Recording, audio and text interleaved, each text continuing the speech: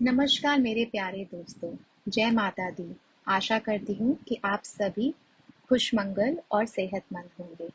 तो आइए शुरू करते हैं माता वैष्णो देवी की कथा, जो इस प्रकार से है। श्रीधर माँ दुर्गा का परम भक्त था। वह बहुत ही गरीब व्यक्ति था। एक बार श्रीधर को स्वप्न में माँ दुर्गा के दर्शन हुए। श्रीधर माँ दुर्गा के उस स्वप्न को देखकर इतना प्रभावित हुआ कि उसने माँ दुर्गा का भंडारा करने का निर्णय किया। लेकिन गरीब होने के कारण वह मोहल्ले के लोगों को भंडारा कराने में अशक्त था। एक दिन श्रीधर ने शुभ मुहूर्त देखकर देवी का भंडारा करने का निर्णय किया और आस पड़ोस के गांव वालों को निमंत्रण दे आया। जैसे जैसे दिन बीतते गए वह भिक्षा मांगने जाता और भंडारे के लिए सामान इकट्ठा करना शुरू किया।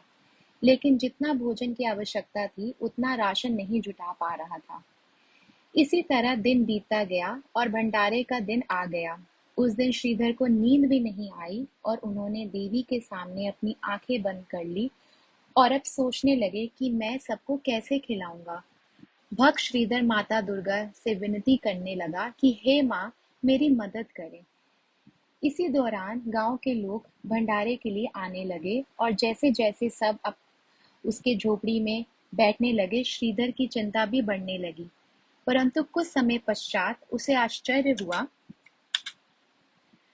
कि इतनी छोटी झोपड़ी में इतने लोग बैठे हैं, फिर भी झोपड़ी में बैठने के लिए काफी जगह बची हुई है।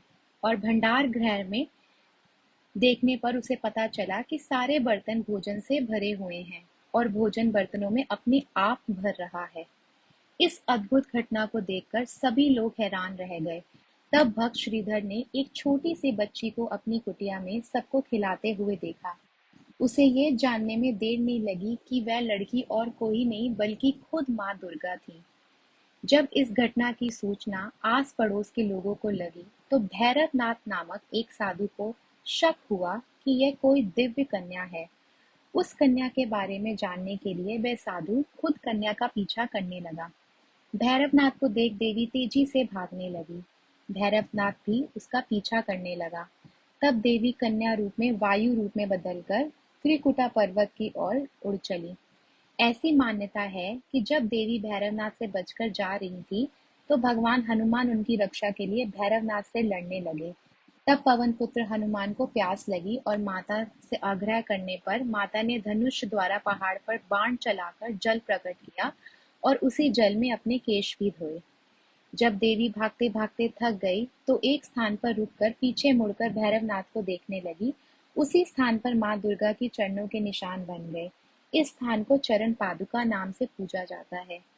कन्या रूपी माता ने भैरवनाथ को समझाने की बहुत कोशिश की, परंतु जब वह नहीं माना तो माता उससे बचने के लिए उसी पर्वत की गुफा में जाकर छिप गई। इस गुफा में देवी दुर्गा 9 महीने तक छिपी रही। इस गुफा के बाहर हनुमान जी ने 9 महीने तक पहरा दिया और देवी की रक्षा भी की। जब भैरवनाथ ने कन्या का पीछा नहीं छोड़ा तब एक साधु भी वहां से गुजर रहे थे, तो उन्होंने भी भैरवनाथ को समझाने की कोशिश की कि जिसे तुम कन्या समझ रहे हो वह जगत माता देवी दुर्गा है। परंतु भैरवनाथ ने उनकी भी बात नहीं मानी और उसी गुफा के बाहर 9 महीने तक खड़ा रहा। कहा जाता है कि देवी दुर्गा उस गुफा की दूसरी ओर से मार्ग बनाकर निकल गई। तभी तो इस गुफा को अर्धकुंवारी या आधी कुंवारी या गर्भजून नाम से जाना जाता है। जब माँ दुर्गा गुफा से बाहर नहीं निकली तो भैरवनाथ गुफा में घुसने की कोशिश करने लगे। यह देख पहरा दे रहे हनुमान क्रोधित हो गए और भैरवनाथ को युद्ध के लिए ललकारा। हनुमान और भैरवनाथ का युद्ध बहुत समय तक चला।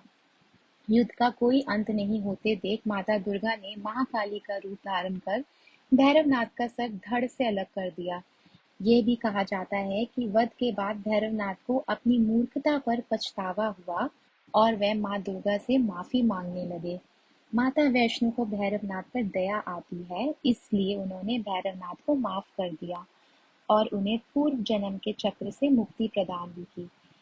इसके साथ ही भैरवनाथ को वरदान दिया कि कोई भी भक्त जो मेरे दर्शन के लिए आता है, जब वह आपको भी दर्शन करेगा तो उसे मेरे दर्शन का फल मिलेगा।